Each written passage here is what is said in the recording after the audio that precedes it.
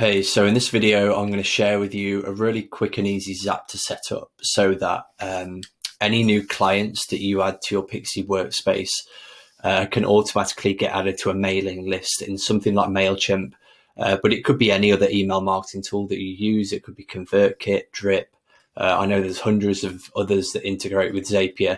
I'm just going to use Mailchimp as the example here because it's a nice and easy one. So the way that I've got this configured at the moment is that the trigger of this Zap is that there is a client that has been created or updated in Pixie. So the event is client created updated.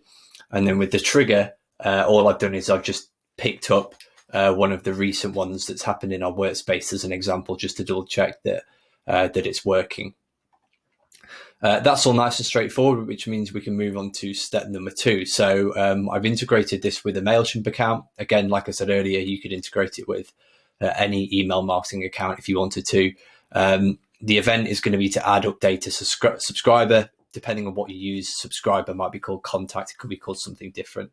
The action is going to be assigning them to the right audience or list. So we're going to put their email address in here, pulling through from step number 1. It's pulling that client information from Pixie. There's a few fields here around double opt-ins, updating them. Yes, I want it to be updated. So for example, if I update their email address in Pixie, it will automatically then update it in Mailchimp.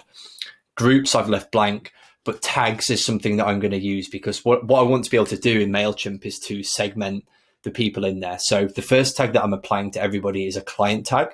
So that means it's just easy for me to see all the contacts in there that are clients, because you might be using Mailchimp to send out newsletters to prospects as well.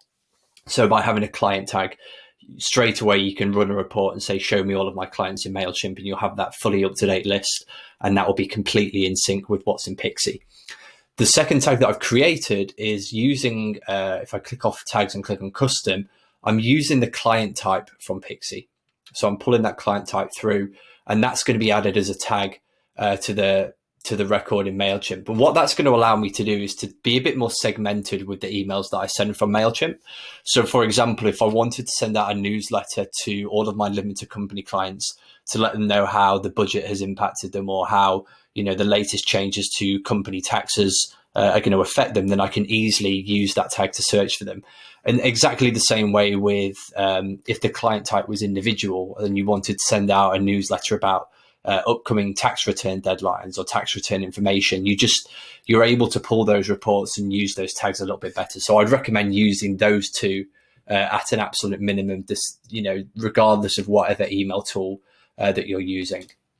And then moving forward, so I've got the first name and the last name of the contact. I don't really want any of this other information in my Mailchimp account. It's completely up to you whether you do or not. In this case, I don't really want their address details in there. I just simply want their name and email, and that's enough.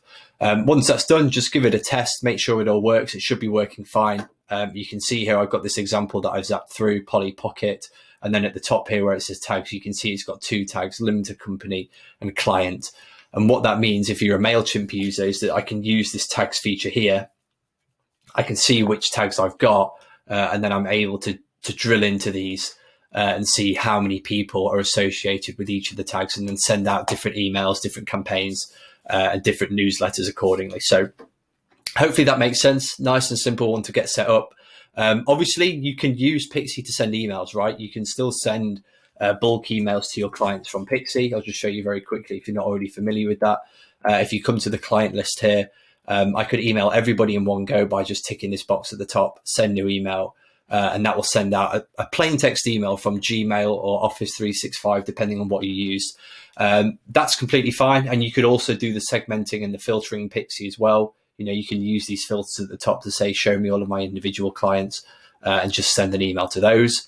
But I guess the difference between using Pixie for this and using Mailchimp for this is that in Mailchimp, you have a bit more control over the branding. You can make it look like a bit more of a designed newsletter. There's possibly more options in terms of the content that you can include as well. So I think if you're a Mailchimp user or a user of any of the other email marketing platforms, then it's just worth having this Zap set up just to pass that data across and make sure that the two are fully in sync at all times. And to be honest, and as I'm saying this, I'm also thinking out loud. Another way to just use this would be to pass that data across, tag them as a client. And then that means that when you send a prospect email out from Mailchimp, so let's say you've got 1,000 prospects in Mailchimp that you send out emails to on a monthly basis, you could exclude anyone with the client tag. So by adding them in Pixie, it creates that tag in Mailchimp, marks them as a client, which means they'll stop receiving any marketing emails from Mailchimp going forward. So that's just another benefit of setting this up that's just come to my mind. So hopefully that makes sense. It's a nice and easy one. But if you do have any questions, please reach out and let us know.